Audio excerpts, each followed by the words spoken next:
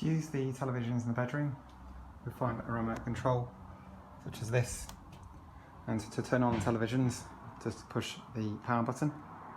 That will load up the television. The televisions in the bedrooms do not have terrestrial or Freeview linked to it, but it does have Netflix, and you will find some will be linked to the Samsung server. To use Netflix, just push the Netflix button here, and this will start the Netflix account. How did one of the poorest regions...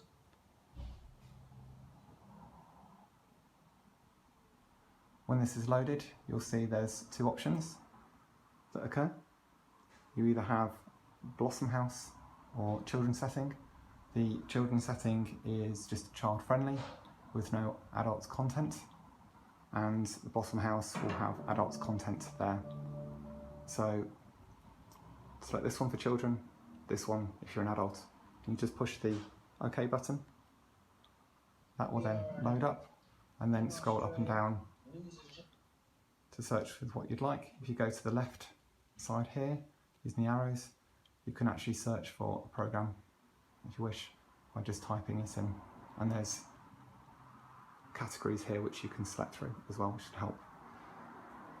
To turn off the television, just push the power button again. That's how to use televisions in the bedroom.